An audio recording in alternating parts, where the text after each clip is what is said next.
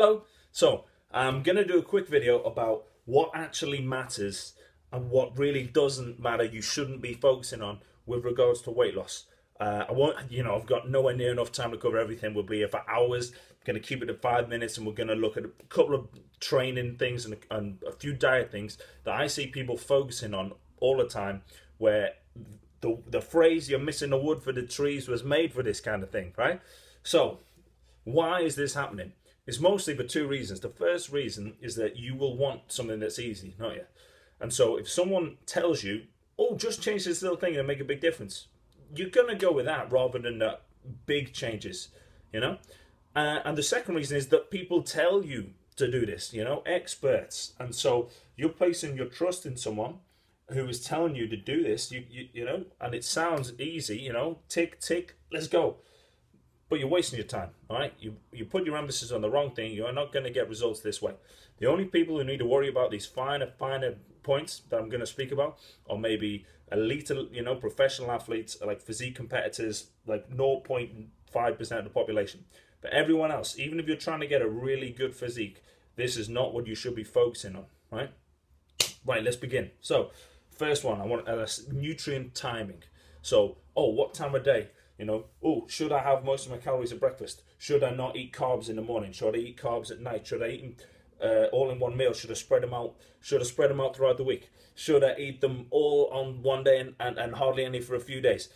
Should I be having 6 meals? Should I be having 2 meals? Should I be having a fasting day? The questions go on. It doesn't matter. Okay. What matters is the total calories and where the calories coming from, how much from fat, protein, carbohydrate. Even that's not as important as total calories. Hierarchy of importance: calories, fat, protein, carbohydrate. Nutrient timing is somewhere down off the scale down there. It's going to make so little difference. If your physical activity levels are the same, if your total calories are the same, and if the proportion of your calories from different foods are the same, is it going to make a difference if you're having 200 carbs one day, hardly any the next day, 200 carbs one day, or you're just having 100, 100, 100, 100? Is that no? The answer is no. It's going to make such a minute difference that for 99% of you, don't worry about it. Don't worry about the timing. Just worry about the total and where it's from. Okay? Don't miss the wood for the trees. Okay? That's the main one with regards to diet that I see from people. Now, if we're looking in terms of physical activity and measuring calories, I see a lot of people with, sometimes with the watches now, or with phone apps, measuring your energy expenditure. Now, if it gets you motivated, it's okay. But just bear in mind, it's going to be very inexact. You cannot measure how many calories you're burning. Don't care what you say, unless you sit in a chamber in a lab where they can measure your respiratory output and stuff, which you're not doing, are you?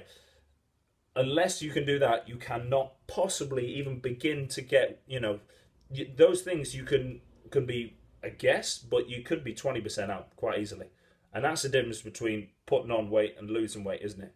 On a significant scale. So just try and get a regular physical activity routine. Don't worry about exactly how many calories, because you're not going to be exact anyway. Your body is too good at, up regulating, down regulating the rate of metabolism at will. So don't worry about that. Just get yourself in a solid, consistent training routine. If it's not working, increase the volume. Same with the food. You could, if you really want to, you can track the calories, but there's going to be a level of error. And the problem I have with this stuff, if it fits your macros, counting calories. If you're a bodybuilder, you step on stage, this is probably going to help. Other than that, it's turning into an eating disorder, isn't it?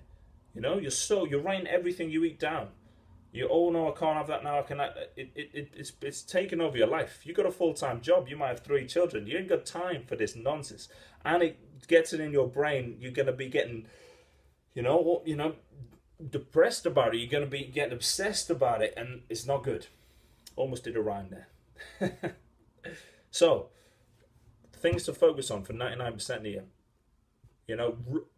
get yourself into a good routine of training. Get yourself into a rough idea of, oh, I'm having this sort of food at breakfast, lunch, and dinner, ish, and I'm eating my fruits and vegetables. Get that in place first.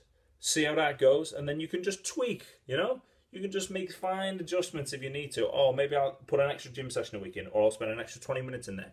Or maybe I'll just have a little bit less potato with my tea, It just don't make it into oh no, I've got to follow this system, where I eat at this time of day and I don't eat at that time of day. Are you going to do it forever? Probably not. So, if it helps you and you think and you like it, good. But just don't be fooled into thinking that there's a magic bullet, because it doesn't exist. I hope that was useful, and I will see you for some more videos soon. Bye bye.